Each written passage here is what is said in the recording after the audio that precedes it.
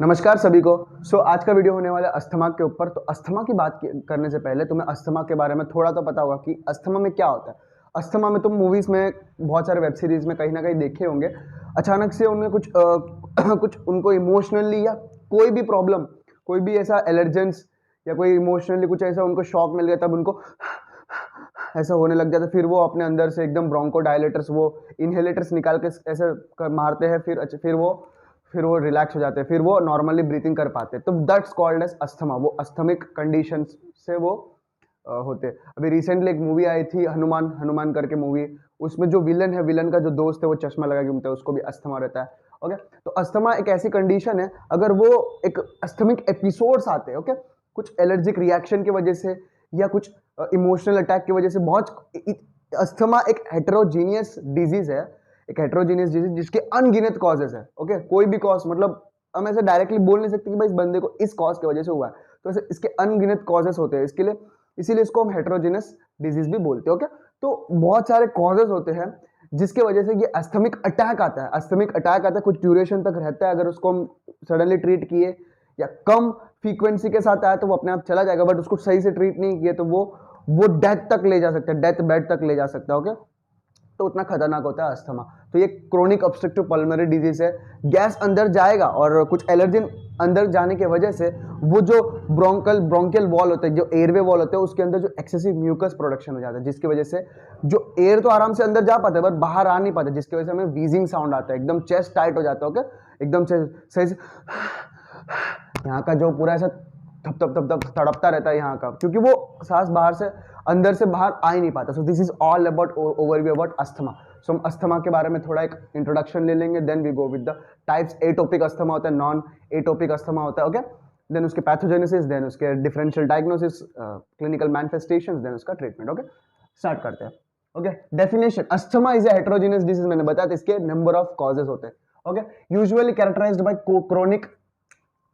Bye chronic airway obstruction. मैंने बोला airway obstruct हो जाता है क्योंकि उसमें एक्सेसिव म्यूकस प्रोडक्शन हो जाता है, इन्फ्लेमेटरी सेल्स आ जाते हैं, एकदम उसका अलग ही लेयर बन जाता है। Okay, and variable expiratory air flow obstruction. वो एक्सपिरेटरी इनफ्लो आसानी से होगा बट एक्सपिरेट दिक्कत होगी, मतलब हवा बाहर निकालने में दिक्कत होगी। Okay, and that produces symptoms such as, मैंने बोला कौन से प्रोड्यूस सिम्टम्स पर, वीजिंग साउंड होगा, ऐसा साउंड आएगा, shortness of breathing, chest tight होगा, कफ होगा। ये सारे सिम्टम्स जो है वो क्लासिकली हमें अस्थमिक पेशेंट में देखने को मिलते हैं। Okay, asthma causes the chronic inflammation of airway. Normally definition की बात किया जाए तो asthma causes the chronic inflammation of airway. जो एयरवेज होते हैं वहां पे क्रोनिक इन्फ्लेमेशन देखने को मिलता है, बट इन्फ्लेमेशन वो बाहर के कोई एलर्जन, एनवायरमेंटल एलर्जेंस की वजह से वो ट्रिगर होकर वो अपना थिक लेयर बना लेता है। Okay, and people with asthma have the asthmatic attacks. People जो उनको अस्थमिक अटैक्स आते हैं, कुछ अचानक से एलर्जेंस आया, उसको अस्थमिक अटैक्स आते हैं, मतलब सिम्टोमेटिक एपिसोड्स आते हैं थोड़ी देर तक, फिर वो चले जाते हैं। ओके ओके, एंड ये मोस्टली कब देखने को मिलता है? अर्ली मॉर्निंग और रात को देखने को मिलता है, इंपॉर्टेंट है। And asthma present in childhood. Mostly देखो अस्थमा दो टाइप के होते हैं। एक तो चाइल्डहुड से आता है, वो जेनेटिकली होता है। मेरे फैमिली में 2 लोग हैं जिनको जेनेटिकली है। जो मेरे पापा की जो बहन है उनको अस्थमा है, एंड जो मेरे पापा की जो भाई है, मेरे चाचा, उनकी लड़की जो है उनको अस्थमा है। सो ये जेनेटिकली वैरी करता रहता है। ओके ओके, तो उनको बचपन से होता है, उसको हम एटोपिक अस्थमा बोलते हैं। जो अडल्ट एज में आया, वैसे बोलते हैं कि 12 साल के जो पहले डायग्नोसिस हुआ है अस्थमा करके, वो जेनेटिक कंडीशन में आएगा। 12 साल के बाद जो डायग्नोसिस हुआ है अस्थमा, उसको हम एटोपिक, मतलब अडल्ट एज में आया, मतलब उसका रीजन जेनेटिक नहीं है, बाहर का कोई एनवायरमेंटल इश्यू की वजह से या कोई वायरस की वजह से वो इस तरह कोई इश्यू के, कोई मेडिकेशंस की वजह से ऐसा अस्थमा हो रहा है। Okay okay, asthma present in childhood often associated with, okay, जो चिल्ड्रंस होते हैं उनमें अस्थमा के साथ साथ कुछ एसोसिएटेड कंप्लेंट्स होते हैं, जैसे कि एलर्जिक राइनाइटिस, इंपॉर्टेंट है, एक्जिमा एंड फैमिली हिस्ट्री। मैंने बोला ना फैमिली हिस्ट्री तो रहेगा, जो जिसमें जेनेटिकली होता है उनमें फैमिली हिस्ट्री में अस्थमा देखने को मिलता है। Okay, allergic rhinitis, eczema and family history. Okay, so this is all about introduction about asthma. Okay, and types of asthma and then triggers. Okay, दो टाइप के मेजरली दो टाइप ऑफ अस्थमा होता है। सबसे पहले एटोपिक अस्थमा, जिसको हम extrinsic भी बोलते हैं, एटोपिक अस्थमा जिसको हम एक्सट्रिंसिक भी बोलते हैं, और अर्ली ऑनसेट जो चाइल्ड एज में बचपन से ही रहता है। Okay, begins in childhood and triggered by environmental allergens. बचपन से ही रहता है बट एनवायरमेंटल कंडीशन की वजह से उन्हें ट्रिगर होता है, जैसे कि फूड कोई फूड की वजह से, या कोई पोलन्स, डस्ट, कोई कॉकरोच, जो घर के अंदर डॉग्स कैट जो पालते हैं उनके डस्ट, उनके जो हेयर फॉलिकल्स की वजह से ही, उनके डैंड्राइट्स की वजह से भी हमें उन पेशेंट्स को अस्थमा कंडीशन, अस्थमिक एपिसोड्स आ सकते हैं। एंड एटोपिक अस्थमा में पॉजिटिव फैमिली हिस्ट्री, मैंने बोला ना मेरी जो बहन है, मेरी चाचा की जो लड़की है, उन्हें बचपन से ही अस्थमा है। ओके, फैमिली हिस्ट्री देखो, उनको बचपन से ही, बस उन्हीं को याद रखो। ओके, चाइल्डहुड से उनको अस्थमा है, उनको कुछ फूड की वजह से, कुछ अचानक से, उनको मोस्टली रात को देखने को मिलता है, एस्थमिक एपिसोड जो है वो रात को देखने को मिलता है। एंड कुछ पता नहीं चलता कि कौन से कंडीशन की वजह से उनको अस्थमा चालू है, मैंने बोला ना, इसीलिए that's why it's called as heterogeneous disease. हम अचानक से बोल नहीं सकते कि भाई क्यों चालू हुआ है। ओके ओके, और इनकी फैमिली हिस्ट्री में एग्जैक्टली पॉजिटिव होता है, क्योंकि उनकी, मेरे चाचा की जो बहन है, मेरे पापा की जो बहन है, ओके, ये सब फैमिली में ही आते हैं।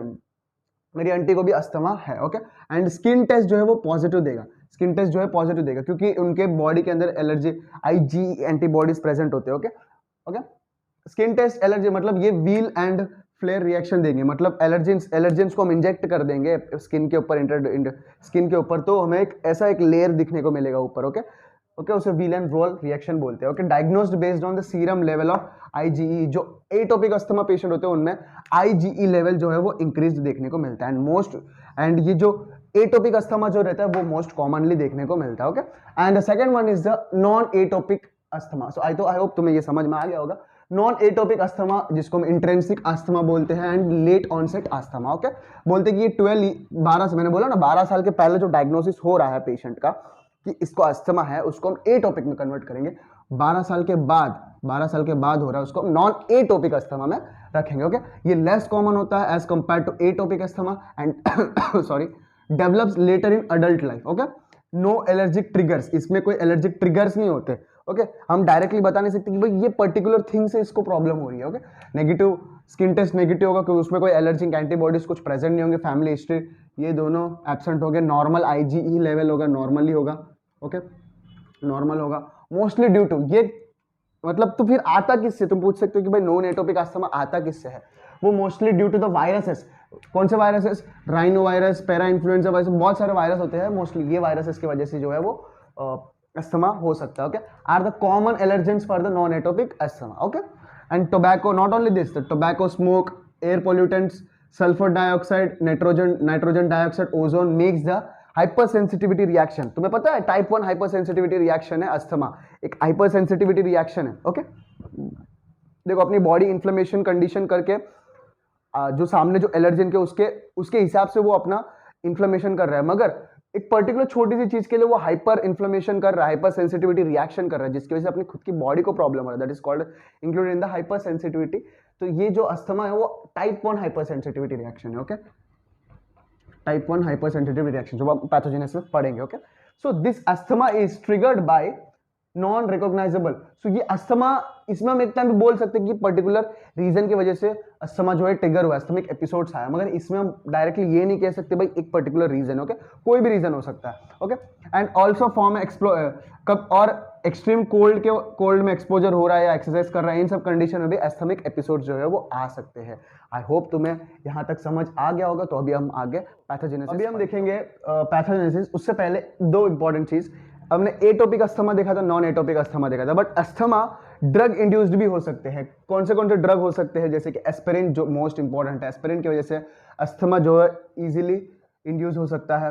ओके, नेसाइड्स एंड बीटा ब्लॉकर्स, इन सब के वजह से अस्थमा जो है वो मेडिकेशंस की वजह से अस्थमा जो है चालू हो सकता है। ओके, एंड ऑक्यूपेशनल अस्थमा, तुम्हारा काम इस तरह है कि तुम्हारे काम के वक्त कुछ ऐसे केमिकल्स तुम्हारे अंदर जा रहे हैं, एंटीजेंस तुम्हारे अंदर जा रहे हैं, जिसकी वजह से अस्थमा जो है वो तुम्हारे अंदर चालू हो रहा है। जैसे कि फ्यूम्स की बात करें तो epoxy resins, plastics and organic and chemical dust की बात करें तो wood, cotton and platinum, and gases की बात करें तो टोलिन इंपॉर्टेंट है। ओके, एंड केमिकल्स की बात किया जाए तो formaldehyde, penicillin and penicillin products, formaldehyde and penicillin products. Okay, so this is all about the occupational asthma, important है मोस्टली। ये एस्पिरिन एग्जाम में पूछते हैं कि मतलब which medicine which that induce the asthma, तो you have to first remember that aspirin. Okay, and आगे NSAIDs and beta blockers भी आ सकते हैं। ओके, एंड मैंने बताया था अस्थमा डायग्नोज बिफोर 12 ईयर्स, उसको हम एटोपिक के अंदर कंसिडर करते हैं, asthma diagnose after 12 years, non atopic में अस्थमा कंसिडर कर सकते हो। ओके, अस्थमिक पेशेंट आए तो उनका ऑक्यूपेशन, कौन सा मेडिकेशंस ले रहे हैं, वो सारे हमें रूल आउट करने रहते ताकि हमें फाइंड आउट करें कि कौन सा अस्थमा जो है उनको है। ओके, तो अभी हम बात करते हैं पैथोजेनेसिस की बात, बहुत इंटरेस्टिंग है, बहुत मजा आएगा। ओके, सबसे पहले अस्थमा जो है वो एनवायरमेंटल ट्रिगर्स की वजह से, कोई एलर्जेंस की वजह से, जिनको कौन से जो एलर्जेंस उनको इफेक्ट करते हैं, किसी को सिगरेट स्मोक की वजह से होता है, किसी को पोल्यूटेंट्स की वजह से, किसी को पोलन ग्रेन्स की वजह से हो सकता है, कोई भी रीजन हो सकता है। कुछ फूड का स्मेल की वजह से भी उनको अस्थमा, कुछ इमोशनल, एकदम एकदम टेंशन में आ गए तो भी उनको हो सकता है, कुछ अचानक से कुछ ऐसा उनको ऐसा इन्फॉर्मेशन मिला है कि वो इमोशनली एकदम उनको बोलते हैं ना, इमोशनल अटैक हो गया उनके दिमाग पर, तो भी अस्थमा जो है वो हो सकता है, अस्थमिक अटैक जो है वो आ सकता है। एनवायरमेंटल ट्रिगर्स की बात करते हैं हम, जो मोस्टली हमें देखने, environmental triggers have the antigen. Okay, antigens होते हैं, वो एंटीजन अपने एंटीजेंस आते हैं अपनी बॉडी में, एंटीजेंस आए एयर फ्लो के पास, ध्यान से सुनो, एंटीजेंस आए रेस्पिरेटरी ट्रैक के अंदर, एयर फ्लो के पास गए। ओके, तो जैसे ही वहां गए तो उस पेशेंट को क्रोनिक अस्थमिक प्रॉब्लम है, एंड वो एंटीजन जैसे ही आया, this antigens are picked up by the dendritic cells. जो एंटीजन प्रेजेंटिंग सेल कौन से होते हैं, जब इम्यूनोलॉजी आपने पढ़ी होगी तो पता होगा, antigen presenting cell dendritic cells होते हैं, जो एंटीजन को ले जाते हैं, प्रेजेंट करते हैं। ओके, तो डेंड्राइटिक सेल्स इस एंटीजन को उठाएंगे एंड वही काम, उनका काम क्या, प्रेजेंट करना। टाइप टू हेल्पर सेल्स को वो प्रेजेंट करेंगे, and type two helper cells क्या करेंगे, साइटोकाइन्स को रिलीज कर देंगे। इंटरल्यूकिन 4 है, इंटरल्यूकिन 4 एंड इंटरल्यूकिन 5। इंटरल्यूकिन 4 क्या करेगा, इंटरल्यूकिन 5 क्या करेगा, interleukin 5 activate the eosinophils, and eosinophils को एक्टिवेट करेगा, वो आगे का इम्यून रिस्पॉन्स जो है वो देखेगा। ओके, ये सारे जो है वो आके, इन सबका काम क्या है, एंड ऑफ द डे ये सारे पैथोजेनेसिस का काम क्या है, वो अपने एयर फ्लो, जो एयरवे जो है उसको ऑब्स्ट्रक्ट करना। ओके, वहां पे अलग सा एक लेयर बना, वहां पे इन्फ्लेमेशन, एक्सेसिव म्यूकस क्रिएट कर देना। तो वो कैसे हो रहा है वो हम देख रहे हैं। ओके, एंड इंटरल्यूकिन 5 तो ईओसिनोफिल्स को एक्टिवेट कर दिया, एंड इंटरल्यूकिन 4 क्या करेगा, this leads to production of IgE antibodies. मैंने बोला ना IgE एंटीबॉडी, इसीलिए हम इसको hyper sensitivity type 1 hyper sensitivity reaction बोलते हैं, इंपॉर्टेंट है। Okay, this all leads, this IG antibodies activate the mast cell. किसको एक्टिवेट करेंगे, मास्ट सेल्स के अंदर कौन से ग्रैन्यूल्स प्रेजेंट होते हैं, ग्रैन्यूल्स के अंदर हिस्टामिन, ल्यूकोट्रिन्स एंड प्रोस्टाग्लैंडिन्स प्रेजेंट होते हैं। ओके, एंड ये तीनों क्या करेंगे, ये तीनों जो ब्रोंकियल्स जो होते हैं, एयरवे जो होते हैं, एयरवे के ऊपर जो स्मूथ मसल्स जो होते हैं, स्मूथ मसल्स के अराउंड जो स्मूथ मसल्स होते हैं, उनके ऊपर एक्टिवेट करेंगे, उसको स्पाजम कराएंगे।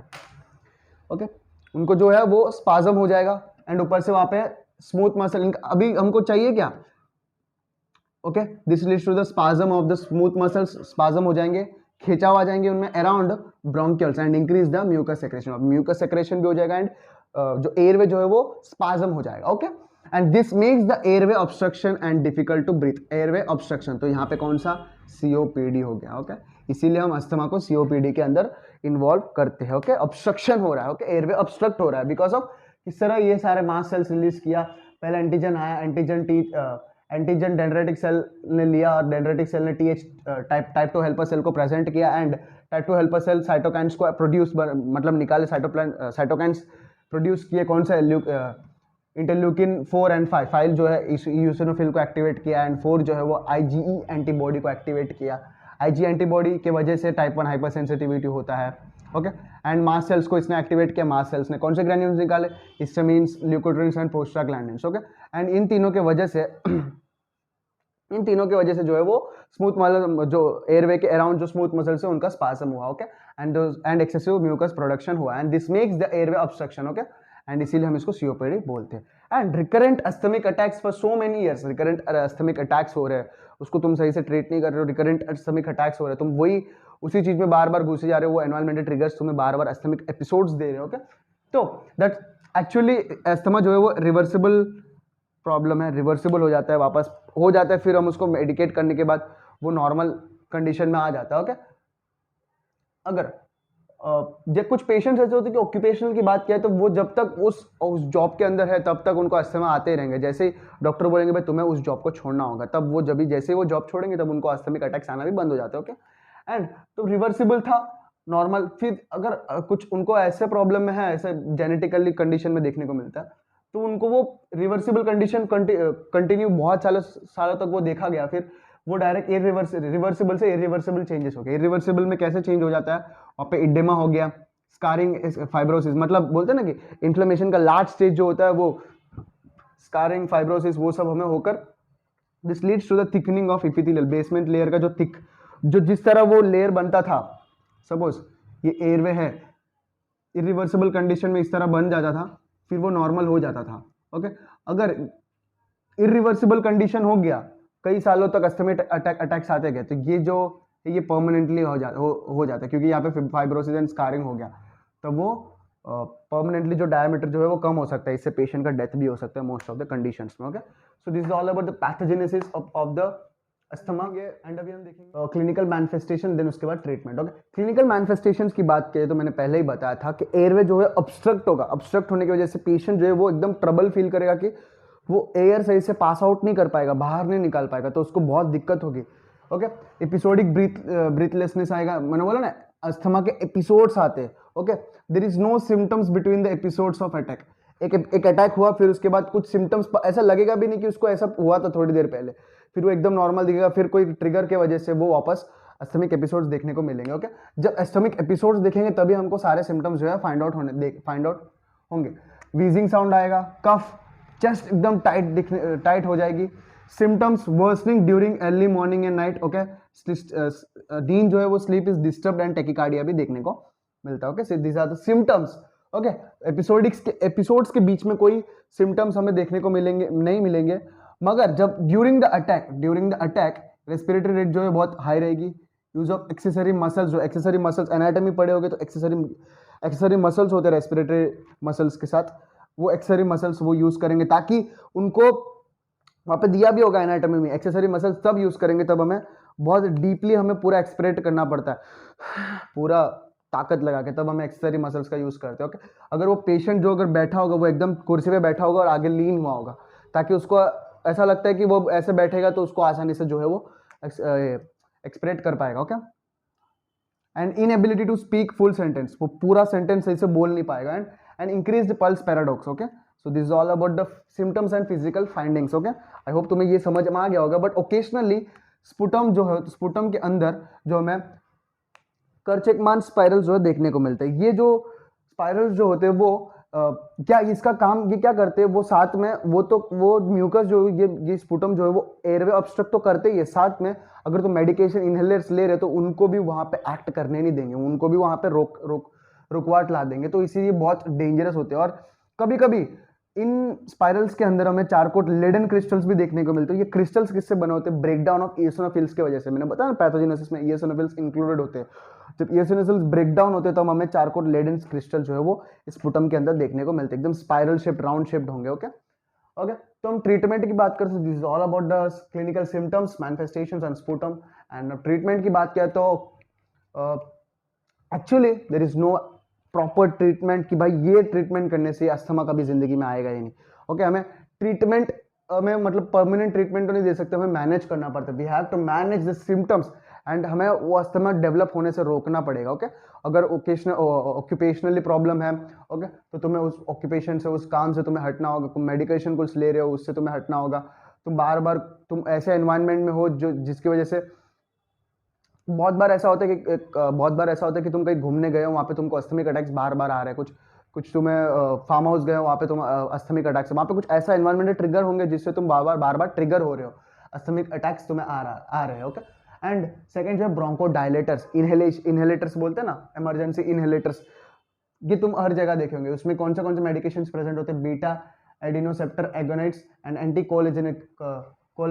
Okay, and this are the fast acting medication. इनका काम क्या है, जैसे कि मेडिकेशन इनहेलेट कर लिया, देखा तुम, जैसे ही वो इनहेलेट करते वो एकदम ही तुरंत रिलैक्स फील करने लग जाते हैं, जो स्मूथ मसल जो स्पाजम हुए रहते हैं, जो एक्सेसिव म्यूकस जो वो पूरा क्लियर आउट हो जाते हैं, जो डायलेटेड जो एकदम स्पाजम हुआ था वो एकदम डायलेट हो जाते हैं। ओके, और जो नॉर्मली जो है पर्सन ब्रीथ कर पाता है। Okay, and not only the bronchodilators, corticosteroids भी यूज करते हैं, ल्यूकोट्रिन एंटागोनाइड्स एंड मैग्नीशियम सल्फेट। तो हम मेडिकेशंस की बात किया, एक मेडिकेशन के ऊपर हम बहुत बड़ा डिस्कशन कर सकते हैं, 1-2 घंटे का डिस्कशन कर सकते हैं, but this are the basic thing you have to remember. Okay, अभी तुमने इतना पूरा अस्थमा का पूरा पढ़ लिया, सुन लिया, ओके। मैं कहता हूँ कि एक बार तुम बुक खोल के कोई मेडिसिन की बुक, स्पेशली मेडिसिन की बुक, रॉबिन्स, नहीं तो कुछ और बुक, मेडिसिन की बुक, प्रैक्टिस ऑफ मेडिसिन की बुक खोल के एक बार तुम पढ़ो, तो तुम्हें सारे चीज़ एकदम आसानी से समझ में आ जाएंगे। Okay. Okay, make your own notes. I hope तुम्हें ये पूरा टॉपिक जो अच्छे से समझ आ गया होगा कि अस्थमा क्या था, उसका पैथोजेनेसिस क्या है, कौन से सिम्टम्स देखने को मिलते हैं, ट्रीटमेंट किस तरह होता है, डिफरेंशियल डायग्नोसिस तो मैंने बताया नहीं, वो बुक से तुम पढ़ लो। Okay, so this is all about asthma. Thank you.